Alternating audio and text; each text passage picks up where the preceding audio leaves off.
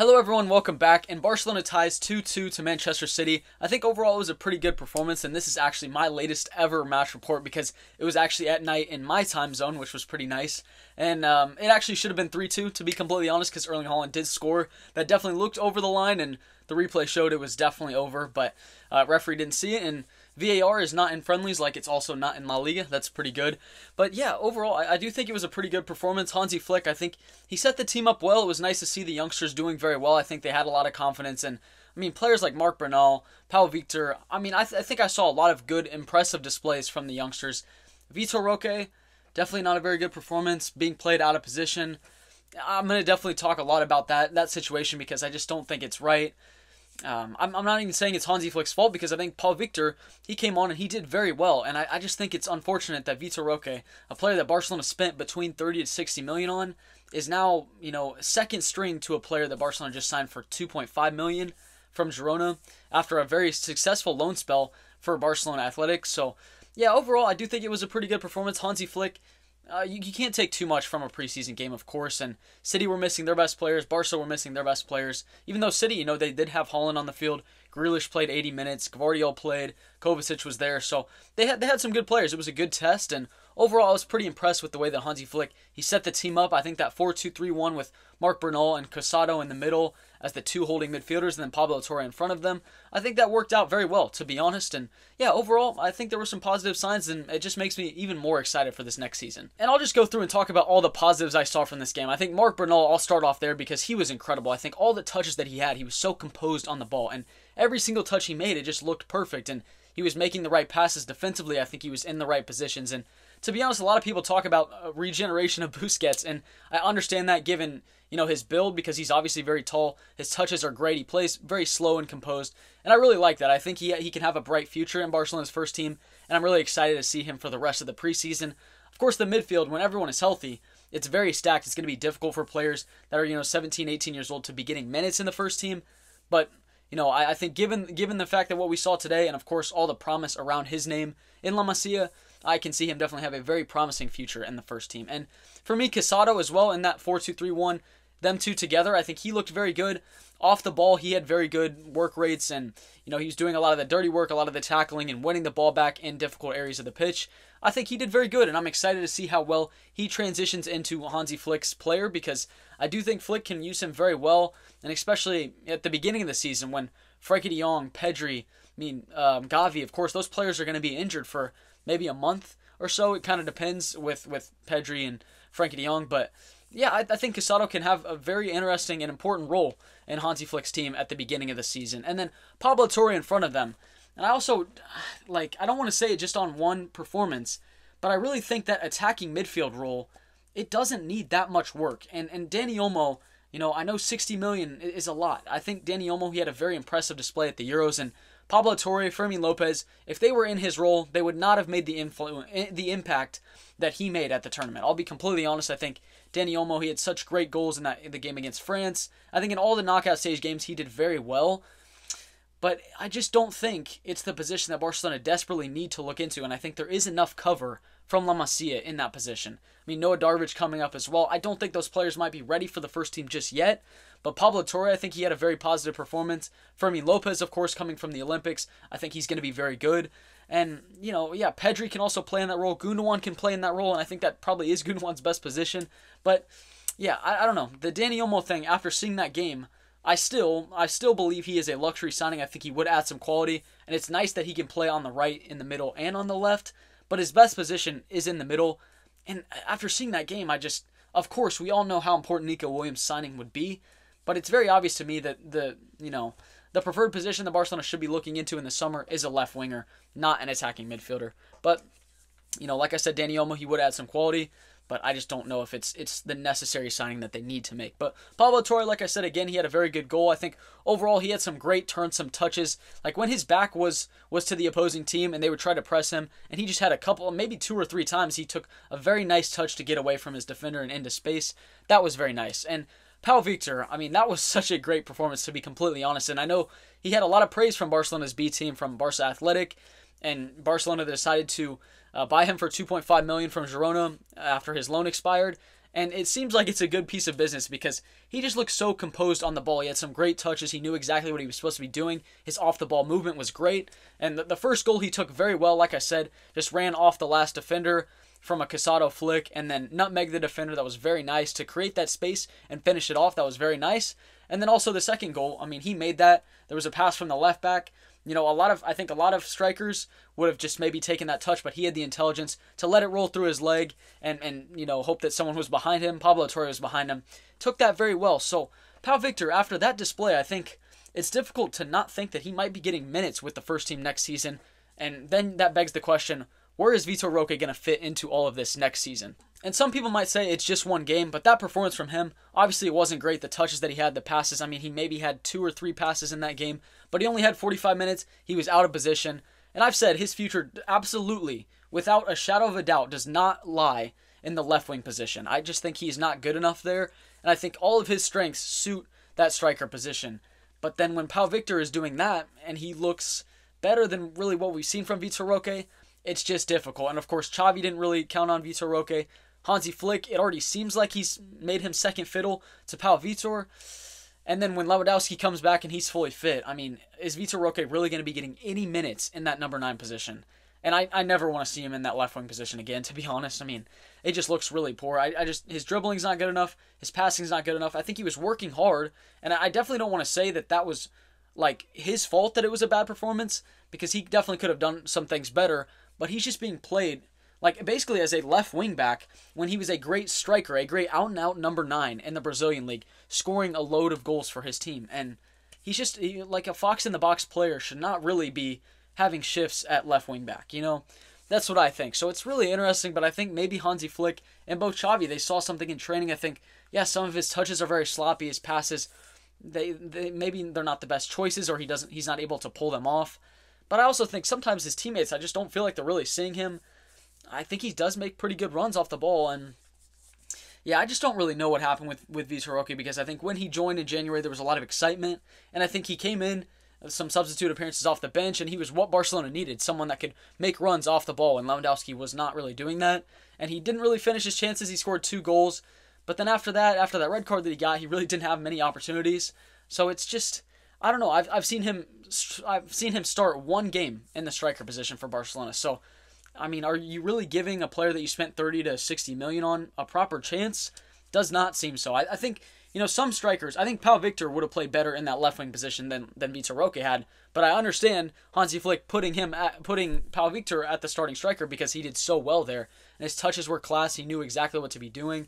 He was dropping back defensively. He was good. He was pressing very well. So Pau Victor, yeah, he absolutely outshined Vitor ROK in this game. But it's just because he's being played in that left wing position, and it's just not suiting his strengths at all. And it was also nice to see some other players, Julian Araujo, Hector Fort, decent performances from them. Alex Valle off the bench. You know, that was difficult to come up against Grealish, who's pretty good 1v1, going at players, and he did well to go at Alex Valle. I think he's a left-footed player. It seemed very clear that he was, and that was my guess that I think he was on loan at Levante last season playing as a left back. So I don't know, throwing him into that right back position maybe wasn't the best idea, but I think he did decent. He had a couple of good movements, and the Fernandez cousins, I think they looked decent. The right wing, I don't know, Tony Fernandez, I think he looked pretty good, and then Guille Fernandez, who also has a lot of promise, that number 7 that came on as an attacking midfielder later on in the game. They both had some decent touches, and you know, it was nice to see Inigo Martinez and Lewandowski get some touches as well at the end of the game. Lewandowski, maybe you could say I might have an agenda against him, but that was frustrating to watch, and it's a lot of what we saw in the last season as well, when he was kind of yelling at players. I think it was Tony Fernandez, the right winger, I think number 27. He had the ball. He decided not to put it into the box, and Lewandowski was throwing his hands up. He was complaining, which, I mean, we are very accustomed to seeing that from Lewandowski, you know, screaming at the young players. He was yelling at Lamine Yamal anytime he didn't get the ball. And then there was a chance to pass it across. It was basically like Lewandowski was in on goal. It was going to be kind of a tight angle, but he had his teammate open in the box, did not play it to him, so he was screaming for the ball. Obviously was not as open as Tony Fernandez was there, and then decided to take it himself. And then also the last kick of the game, a very good run from Quim, I think, on the left-hand side. I don't know his number, maybe 21. But yeah, he was in on the box on the left-hand side, and Lewandowski saw it from 25 with a couple defenders in front of him, just decided to let it rip there, and obviously got blocked. Maybe it's an agenda. I don't know. But Pau Victor, I actually think he looked very good. And Lewandowski, when he came on, I just saw some yapping. I saw some blaming your teammates there, and then some selfish plays. But you know what? I'll give him the benefit of the doubt that maybe he's just trying to get in good goal-scoring form, so he wanted to take some shots himself. I understand that, but if you're going to complain about your teammates not giving you the ball when you want it, and then you have some players that are wide open, but instead you choose to shoot, you can see where there's some ironic moments there from Lewandowski. But yeah, I don't want to start too much of an agenda against him. Well, should I say start? But yeah, I don't know. I just don't think that was maybe the best moments there from him. But of course, he's just getting back into form, so I don't want to be too harsh on him. With Hansi Flick, I do think he set the team up well on the 4-2-3-1 for when they had the ball, and then of course defensively, I think it was maybe more of like a 4-4-2, and Pau Victor and Pablo Torre were kind of pressing together, and that was nice. I think defensively they did have a lot of stability in this game. There are of course moments, especially in the first 10 minutes, I think, where Barca were under a lot of pressure, but that's expected because a team like City, you could tell at some moments of the game that maybe they were just a little bit more developed than Barca were, and that's because, of course, there are so many young La Masia talents on the field that really haven't had that much time together, and of course they're coming up against a team like City, coached by Pep Guardiola. It's understandable, completely understandable, but I think it did look promising, and Hansi Flick, it's not surprising that he was playing the 4-2-3-1, which is what I imagine Barca will play this season, and I'm very excited to see it. I know, like I've talked about all the time, Xavi, I don't like the way that he left and the way that Laporta handled the situation, but I am excited to see what Hansi Flick can do with this team. And for me, it was a positive display. I think, obviously, with the Holland goal, they would have lost 3-2, but of course you never know what would have happened in the game. But Pau Victor, Marc Bernal, Pablo Torre, I think there were some good players and some good performances. And of course, you know how good La Masia is, and I think, a few of those players can definitely make it to the first team. And yeah, overall, I think the team was good. Obviously, none of the players that started that game, I think, will be starting for the new season. You're missing your most important players. Some players are out injured, some players are still on holiday, some players are still at the Olympics. So, yeah, there are definitely a lot of players missing, but I think with the players that Hansi Flick had at his disposal, I think overall it was a good display. And yeah, I feel positive about that performance. Again, it's against Man City, of course, who don't also have their best players, but they're coached by Guardiola. So, anytime you can go up against City and match them pretty well and, basically tie, again, should have lost 3-2 with the Holland goal if you count that. But yeah, I think overall, I have positive feelings about that game. I don't know how you all feel. But yeah, I think overall, Barca, they played well. And I saw some good moments, some good attacking threats from Pau Victor, from Marc Casado as well. That pass was great. And yeah, it was nice also to see Alejandro Balde back on the pitch from, I think he got injured in February or something like that. So that's very nice to see him back on the field. And yeah, overall positive feeling from that game for Barcelona. And talking about the signings that Barcelona can potentially make this summer, I know there were a lot of talks about a left winger and a defensive midfielder when the summer started, but I think the defensive midfield talks have definitely slowed down. And to be honest, I don't want to say just after that game, but they were my initial thoughts anyways, that I think Marc Casado and, potentially Marc Bernal, they could come into the first team and be decent options for that defensive midfield role. And that's what Barcelona do. They give options to their academy players, the players that have known how Barcelona wants to play for their entire playing careers. So I think both of those players can have positive impacts on the first team. But, you never know what Hansi Flick wants, because there were talks about Mikel Merino and Zubamendi when Xavi was still in charge, and Angelo Stiller. But I just don't know if Barcelona can splash, 40, 50 million on those players. And maybe it's not the best idea when you have players from your academy that can step into that role. And, of course, a lot of it relies on the injuries, because right now, it's Gundogan and Fermin Lopez. Is that the two midfielders? Because Gavi's injured, Pedri's injured, Frankie de Jong's injured. So, yeah, when you have those two midfielders, and then I think Sergio Roberto is probably going to leave the club in the summer, then would it be too much of an ask for Marc Casado and Bernal to step up into the first team? Possibly. I would understand that. So, but I would really like to see them get more minutes in this, especially in this preseason, and then at the beginning of the season, depending on if the players come back healthy.